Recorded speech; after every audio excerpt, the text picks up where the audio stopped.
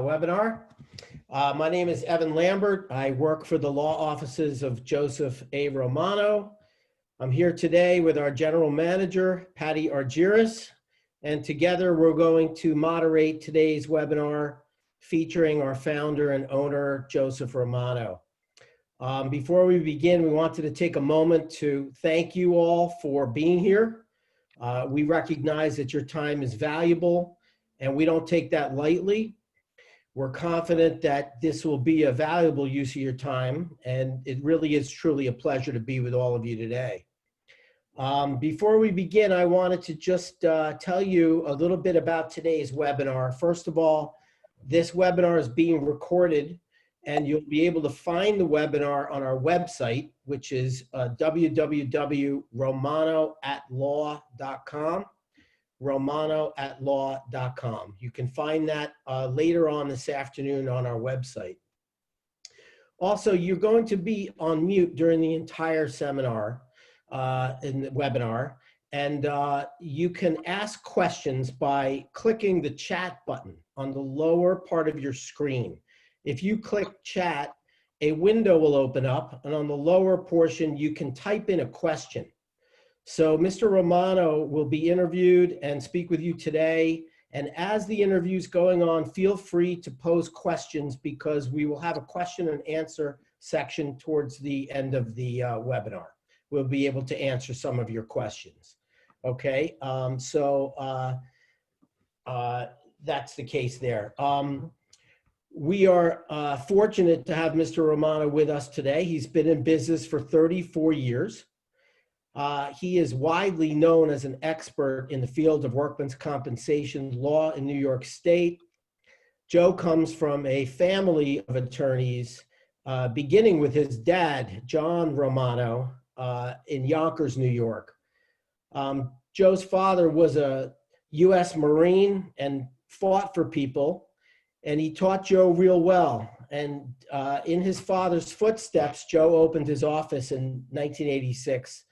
A small office in Yonkers, New York, and fast forward, we're here today with the support of his general manager, Patty Argyris, has grown that small office to 5 locations in the New York area, with locations in Manhattan, Brooklyn, Garden City, Yonkers, of course, and with a large headquarters at the Hutchinson Metro Center in the Bronx.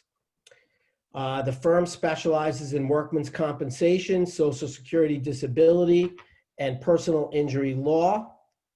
And with all that being said, Mr. Romano will be speaking about the impact of COVID-19 on workers' compensation.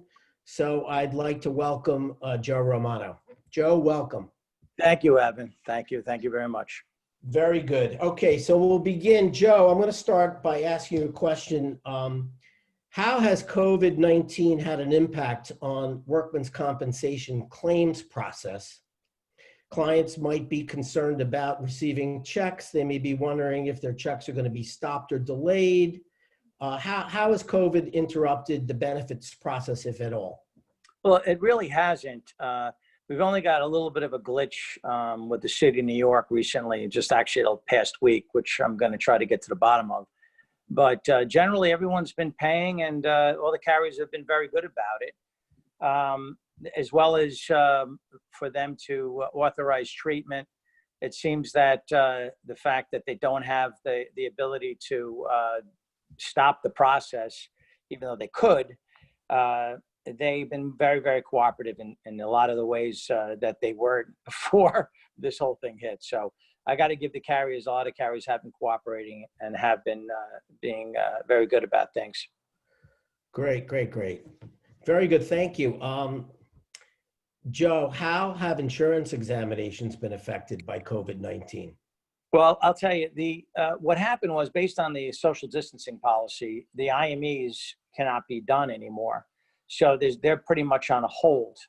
And because of that, the carrier hasn't really had much of an ability to stop payments or stop treatment. What they've done is they've gone to what's the people in a no-fault industry call peer reviews or document reviews. And what they do is they review the particular, whatever medical requests are, and also they give opinion on disability based on just a pure document review, which is a very difficult thing to do without physically examining my client or any patient. So what we've been seeing is very, very positive document reviews and peer reviews, which would be very unlike a no-fault situation. But we've been encouraging the carriers to have IMEs do document reviews, and we've had very good results. And that's why we're getting more and more treatment authorized, and also better results with regard to possibly settling the case, because they don't have that ability to have an IME come in and physically examine the client. Got it. Very good. Thank you. May I just interrupt? While Mr. Romano was speaking on the questions of checks, we do have some, or Evan, did you want to wait to the end, or do you want to kind of? No, Patty, I think it's appropriate. We have an appropriate question, and I'd like you to actually work with me so that you take a look at the chat and chime in anytime you'd like. Sure. So one of the statements was, I did not receive my check for the end of April. What I would encourage you guys to do is either contact our office or your paralegal directly, and they can just inquire to see the status of your check. Very simply, things can just get fallen off schedule if there was a recent hearing, or again, just maybe just the adjuster not doing their job. So we'd love to be able to be of assistance. I'm available in the event that you guys cannot get through to your paralegal. I will put my email address on the chat so you guys can contact me at any time. And I would always be of assistance to make sure that you guys are being taken care of. And then there was another question. Joe, I don't know if you could see the chat, but I'll just go through the list of the statements. And this is a New York State funding agency. So this is only pertaining to New York State benefits, to answer one of someone's questions, whether it pertains to New York State or in every state. One of the individuals is chatting that they got an IME appointment for June 12th. Joe, do you want to speak to that to see what they can expect? Well, what's happening is they're hoping that Westchester opened up yesterday, and I believe today is Nassau and Suffolk. So they are going to push out the IME notices. I think that what they're going to do is, instead of, they usually have, a lot of these IMEs are very, very crowded. 60 plus people are waiting at any particular time. I think you're going to see a very different setup, and people are going to have gloves, they're going to have masks, and you're going to have a lot fewer people. And you'll be in and out of these IME exams pretty quickly, as opposed to waiting 3 or 4 hours and then having these IMEs for less than 10 minutes. So I think that the IMEs are going to go pretty quickly. And again, just anytime, just to remind everybody that you do have a right to videotape any IME exam. And if you feel that the facility is not clean or in any way is not up to par, you can always cancel it once you get there, and you can make a note that you were there, and you can make an objection if the facility is not clean and in any way objectionable. Okay, and I do notice some inquiries with regard to settlement. Mr. Romano will be speaking upon that towards this webinar. However, I do encourage you guys to send me an email if there is any interest in settling the case. We've seen a great response from the insurance company. This is the time to settle cases. So we would like to take an aggressive approach for you guys. In terms of giving you an answer right now with the value of your cases, we would have to do a file review and also determine the parameters of the insurance company, what they're willing to settle the cases for. Any offers presented, we will be in touch with you guys. And of course, we would always try to get the maximum recovery for you guys. So please, I encourage you guys to send me an email, and I'd love to facilitate some sort of interest for settlement. Great. Very good. Thank you. Joe, another area that people are interested in and become more popular today is telemedicine. How effective is telemedicine with regard to establishing disability within the workman's comp system? Can you speak to that? Well, what happened was, once COVID hit, the board acted pretty quickly. And just to give you a little bit of an insight about the Workers' Compensation Board, not that I'm the biggest fan of it, but I have to say, since COVID, I've become a big cheerleader based on the fact that it's everything's done virtually, pretty much paperless. What they've also done is they've changed the law, and basically, if you have seen a client, if a doctor has seen you at least once, you can then do telemedicine reports, and you don't have to go and wait in the waiting room and be exposed to anybody with regard to any type of COVID situation. So these telemedicine appointments are valid with regard to the disability, because obviously you guys know, and if you don't know, there's a requirement in the Workers' Compensation Board system that you have to be examined by a doctor, and that doctor's got to come up with a report which indicates whether you're disabled or not. And that disability report has to be filed within every 90 days. If you do not comply with that requirement, then your benefits can be threatened or stopped, unless you've been classified, which is meaning that comes towards the end of your case. But if you're presently in a case, you should be seeing your doctor on a regular basis. So there are a lot of doctors doing telemedicine. There are still doctors that are doing physical exams and seeing people out in their office, but obviously their setup has changed. A lot less appointments, a lot less people in the waiting room. But telemedicine has worked with regard to the filing requirement of the medical reports. However, there is requirements regarding permanency. These are called the 4.3 reports. The board requires, and the judges require, and the doctors require a physical examination, which has delayed the permanency process, because not only do the treating doctors have to physically examine a patient or a claimant, the IME has to do the same. So there's a little bit of a delay, a little bit of a lag with regard to finding permanency if the doctor, either the IME hasn't seen the patient with regard to physically seeing them, as well as the treating doctor. So there is a little bit of a lag there with regard to the telemedicine, but it is very effective right now. Got it. Very good. Go And ahead, then, Patty. Joe, if you want to just note to the fact that we do have a network of doctors that are taking telemedicine appointments. So for those that are having any particular issues with that, please, again, I'd like to provide I've provided my email address to kind of, give you an access point to the practice in the event that Mr. Romano's not available. I am in second command to be able to make sure that you guys are being taken care of. So I will also provide you my cell phone number in the event that you guys need any further assistance.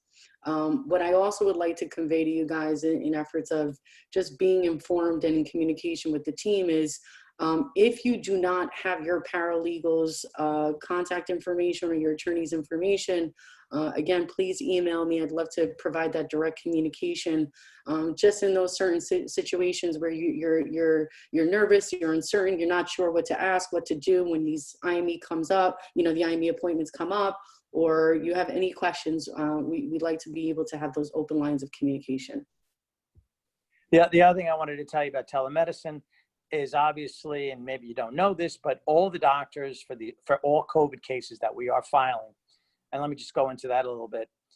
We are filing COVID cases for both exposure and for people that have contracted COVID, and they do need medical reports to substantiate their injuries. These reports are being done through the telemedicine process. We have various doctors that are familiar with this type of condition, and they're filing the necessary reports, just so to give everyone a heads up on that. Which also, with regard to the pharmacy needs, every doctor that sees you, we have pharmacy people that will do mail order for you guys. So if you need any type of special drugs or medication, there's different things that they're recommending every day. It's coming down a little bit different here and there. I have people they have some type of monitor, a heart monitor. I had a client yesterday request it. So we do have pharmacy companies and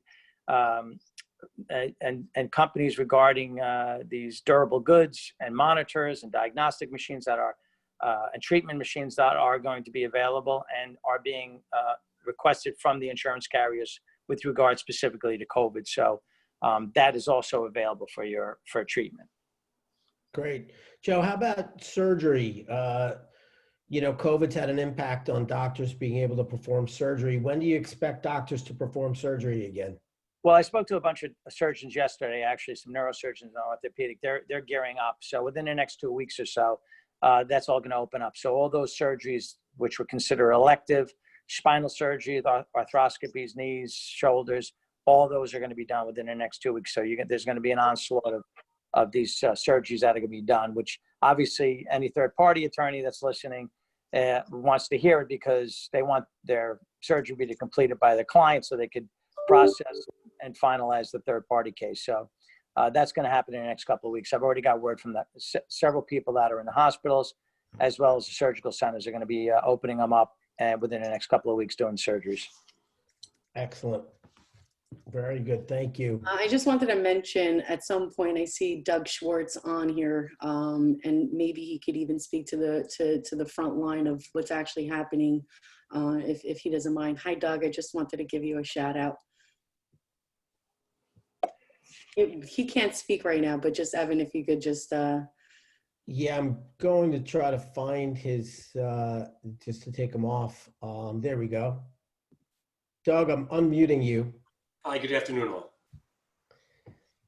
Patty, can you hear me? Yes. Yeah, we can hear you, Doug. Good to see you. Looking good, brother. You too. Like the hair. Thank you. I got hair, right? It grew. Soon he'll be like Doug. There you go. Keep it going. Patty, what did you want me to address?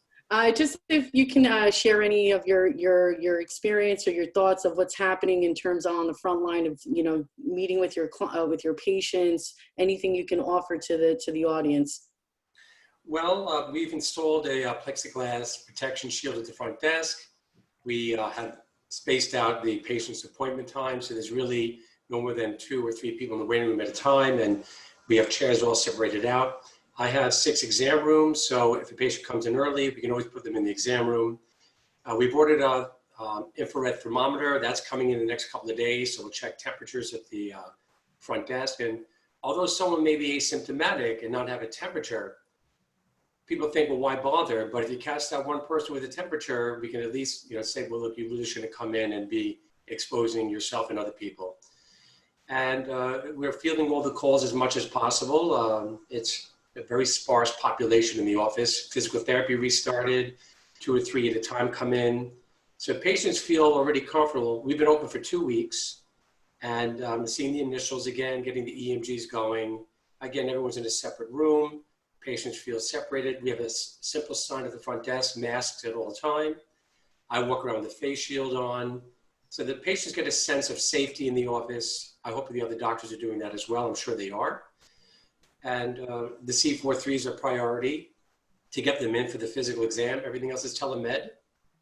And initials also, we're getting them in. I saw a few earlier today.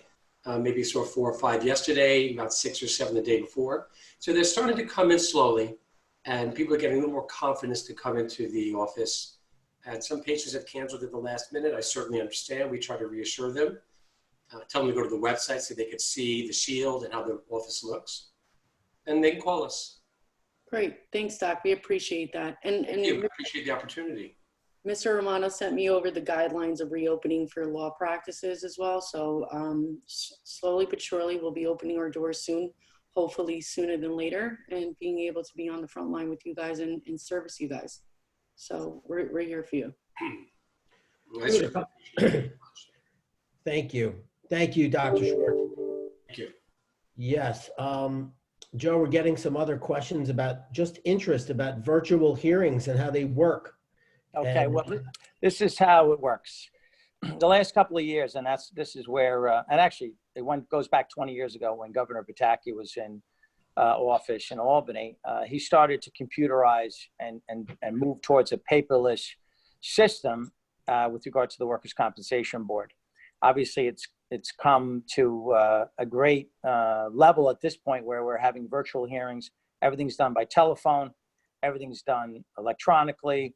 It's a paperless situation. And a matter of fact, they're going to put in a whole new system in the next couple of months called BIC, which will make the whole thing paperless, the whole system paperless.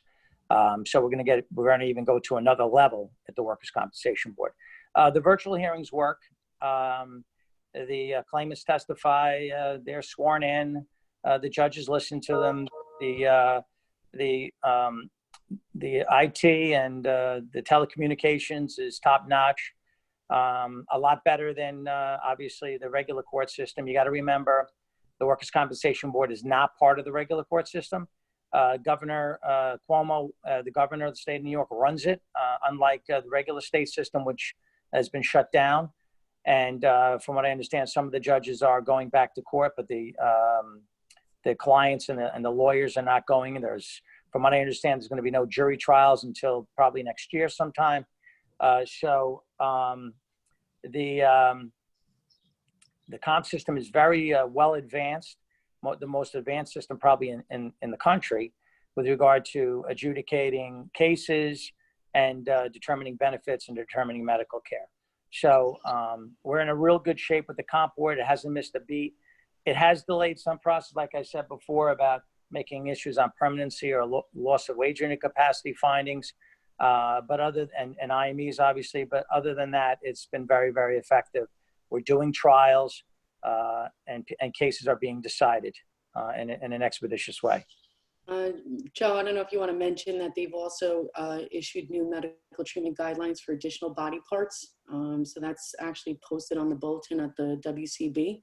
So providers or anyone that has any questions with regard to treatment or what's covered under the particular course of treatment under the guideline, you can reference to the Workers' Compensation Board.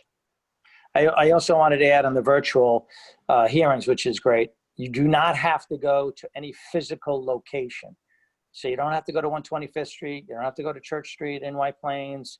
You don't have to go to Manans or Albany or down to Brooklyn, Livingston Street, or out to Long Island and Hempstead or Garden City.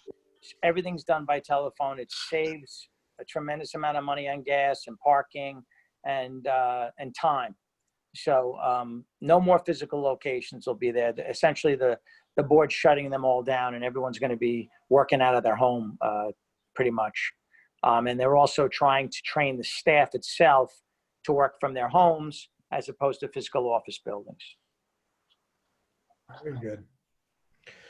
Great. The other thing I wanted to add, just so you know, generally there's an 800 number. You call the compensation board, you get a live body, you're trying to get someone to speak to them. That's not happening. The live body hasn't been generally on the other line when you come to the status of the case, but you email the board, they will respond to an email. So email is the right. Register, Joe, too, with the, you can also register too for e-case. Right, you can register online e-case, which means you have absolute access to your file at the board. So whatever's any documents that are in your file are accessible by the computer. And anything that you need to happen through the board, if there was some type of communication, they're doing everything through email, and they've been pretty responsive. Okay. And again, I just want to mention again, please email me with any case inquiries with your WCB number if you have it, or your first and last name with a telephone number. I see a lot of inquiries asking questions, but please send me an email. I'll address them as soon as I get them. Yeah, there will be some questions that are unanswered. If you have them, just contact Patty at romanolegalservices.com. And if you, I will send that out to you if you had responded and registered for this webinar. If you did not register and you just came on, just send an email to Patty and she'll respond to you. Joe, we have time for just a couple of more questions. I know you have a tight time schedule today, but very often cases involve third parties. And how has COVID impacted third party cases? Can you speak to that? Yes, essentially the third-party people, they're doing the best they can. I am aware of mediations that are going on, and I know cases are being settled. However, the push or the club or the force that a plaintiff always has on his case is, I want to pick a jury, I want to have access to a jury, and that convinces the carrier then to come up with the money as long as they put the first witness or they pick their first jury. They pick their first juror. Put the first jury in the box. However, that's not available right now. So the carriers are obviously in kind of a driver's position. You know, they're in the driver's seat, and they could sit back and not do anything. I know I am aware of carriers. They're still settling cases, but sometimes there is going to be an impasse, which means they're going to have to wait it out. And again, like I said, from what I understand, the people in the court system have told me that the jurors, there's going to be no jury trials until next year, which is obviously puts a lot of stress on the client financially. So my two things, the first thing right off the bat is if they've been out for more than 5 or 6 months, they could file for Social Security disability. Make sure that that's another revenue stream for the household for that injured worker. The other thing is that you have a workers' comp case. Try to settle it. There's 2 ways to settle it. There's an indemnity portion and there's a medical portion. You can do an indemnity-only agreement and get some cash in that client's pocket. And also you can do what's called a full and final, which means that they would settle both their indemnity and their medical portion, which again will lead to more money for the client. So instead of asking for a loan on a case, which obviously is not the best thing for a client, you may look at it and say, listen, do you need more medical treatment? Okay, so let's try to get what's called an indemnity-only settlement and keep the medical open. So if they do need additional surgeries, it's there, it's for them, it's available. And at least with an indemnity only, they have their money in their pocket, and then they don't have to go get a loan. So we're encouraging clients with these options to settle these cases, settle the workers' comp, which would then help leave them a financial stress so that they can continue to wait for a jury trial with regard to the third-party case. And obviously, we always encourage our clients to file for Social Security disability, which is another revenue stream for them, which obviously does not affect, and there's no lien on their third-party case if they do receive Social Security disability. Plus, it could generate additional medical coverage through Medicare. So we do push that, and we do encourage the clients to settle those cases. Great, thank you. We have time probably for one more question. Joe, the government has created a distinction between essential workers and non-essential workers. And we have a question, what's the difference between an essential and non-essential workers filing in a workman's compensation claim? So this is all virgin territory, obviously, but the OSHA just passed guidelines yesterday amending that definition. Essential for OSHA was correctional officers, emergency responders, as well as healthcare workers. So they've changed that to pretty much all types of employment. There still is some caveats, there is some still carve-outs there, but they've opened up the definitional section. But I think what's going to happen is, with regard to the workers' comp system in New York State anyway, corrections, they've obviously been hit. We have a lot of correctional officers we represent. They, in particular, have a protocol with regard to their system, workers' comp system. They have what's called a COVID exposure paperwork they have to file. They also have to file workers' comp cases. So if they've been exposed, but they don't have it yet, if they do have it, they have to file comp. But the minimum they have to do is file the COVID exposure papers.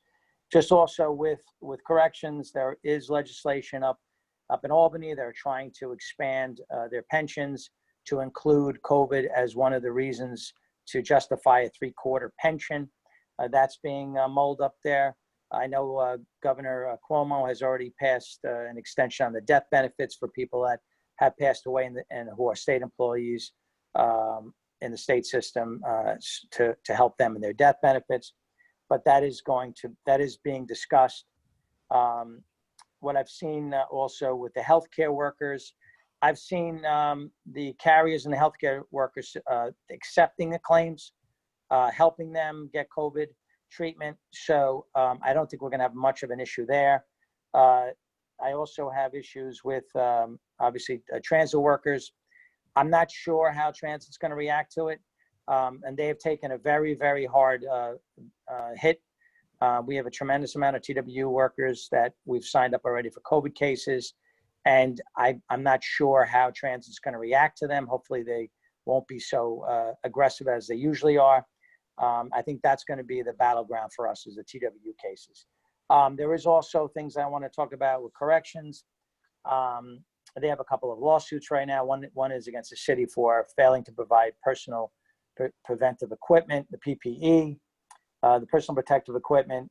They've already won that, and the city is forced to provide the masks and the gloves and the disinfectant for their workers. They also have another lawsuit that's pending. Their health, HMD, their health medical department had sent some of their people back, even though they were already tested positive. So there's an issue there. these are all parts of a labor and civil rights combined with the employee-employee relationship and the collective bargaining agreement. So that's where those lawsuits are. There is one I just saw yesterday. The employees from McDonald's in Chicago sued McDonald's on a PPE situation, not anything else, and alleging an OSHA violation. OSHA violations in New York State generally are not a basis for a lawsuit. However, you're going to be seeing a lot of that. I know the correctional officers in DC started a lawsuit. I believe that was also based on failing to provide the PPE equipment. And that was also based on their collective bargaining agreement and to provide a safe workplace.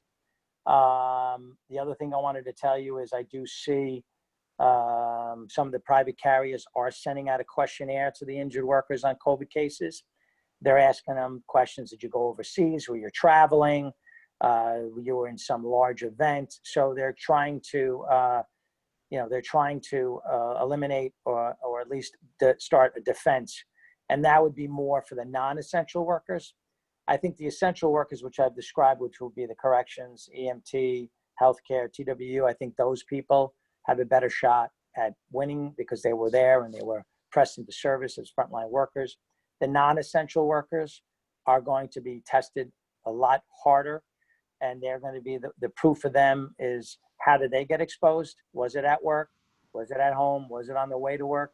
So those questions that are going to be posed by the carrier, and they're going to be answering those, obviously, are going to be the defense against these type of cases for the non-essential workers, the people that weren't forced to go to work, the people that weren't called to go to work. So it's going to be an interesting. It's going to be interesting to see what happens at the compensation board and how these judges react to people that are essential versus non-essential. And I think what they're going to do also is they're going to provide some type of presumption in the workers' compensation board that if you are an essential worker, similar to they did with the 9/11 workers that were cleanup, that if you did provide essential services, there'll be a presumption that you got COVID in the course of your employment. I think it's the non-essential people that are going to be left out in the cold and are going to be the ones that we're going to have a hard time proving cases. Great. We're going to come to a close shortly. Patty, is there anything you wanted to say, any kind of closing remarks?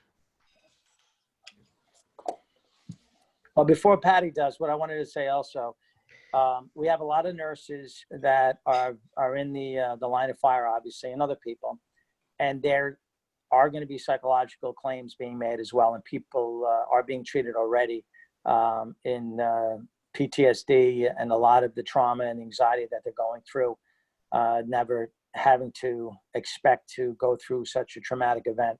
So these are also other claims that are out there just to put, to talk to people about that there are going to be viable claims. With regard to my final statement, I'm really excited to connect with you guys and be available for you guys. I've already got some emails, so I'm excited about that and kind of hearing what you guys are dealing with so we can, fully support you guys. I will be working alongside with my team in the comp department and Social Security, disability, and personal injury, if necessary, to make sure I'm connecting the dots for everybody and making sure all of your inquiries or requests are being addressed. Chris Bola is my settlement coordinator.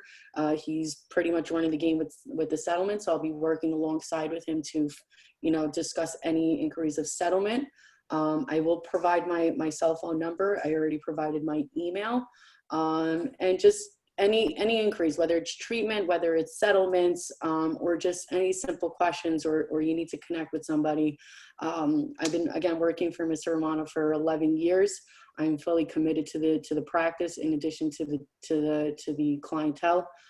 Without you guys, we don't exist. And without our network of doctors, this makes all of this go around. So I'm really looking forward to connecting with you guys and being of assistance.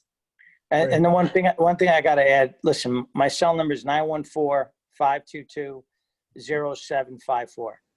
Anytime, you guys can always call me. My phone blows up, it doesn't matter. Just call me, leave a message. We can address it, whatever it may be. I always get clients call me. I didn't want to bother me, because I want to know what's going on. I can't see what's happening in everyone's case at any particular time. I just need help. You tell me something, I'll make it happen. So always give me a call. Don't leave me out of the loop. Whatever you're doing, I know it's a very frustrating system. I know it makes everyone crazy, and I get that. But we're here to try to navigate and help you guys. And call me. Do not hesitate not to call me. Every business card that I have has my cell number. There's a reason for that. I don't want anyone to say, hey, you know what? Joe got too big. He doesn't talk to me. No. I'm here. I'm always working 7 days, 24. I've been doing it for 34 years.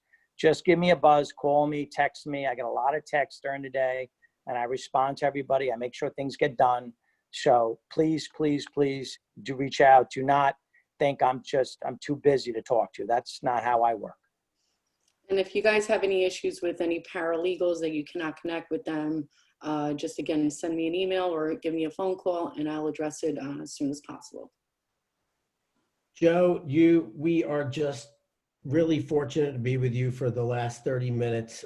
Your commitment to people and your clients and your staff is second to none.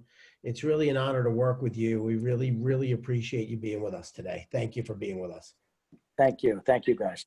Thank you, everybody. Thank you, right. guys. Thank Thanks. you, everyone. We'll be in touch with you for our next webinar, which will be happening in 2 weeks. And like we said, if you need anything, you'll be in touch with Patty at romanolegalservices.com. This recording will be available for you on the website in a few hours. And thank you again for joining us. Stay And safe. if you want to put anything in the chat, just again, please send me an email with your information and your WCB number. That would be most helpful, so I can access your file immediately. But I'm here. And we love Dougie Schwartz. And we love Dougie Schwartz. And we love Patty Argyris IV. And we love Evan Lambert. How's that? Yeah. And we love you guys. So thank you very, very much for being. We appreciate it. There's a ton of thank yous on the chat. There's a ton of thank yous. Thank you. Listen, we appreciate everything. And anything you guys knew, just let me know. Okay? Very good. Thank you. Thanks, guys. Bye-bye. Great deal.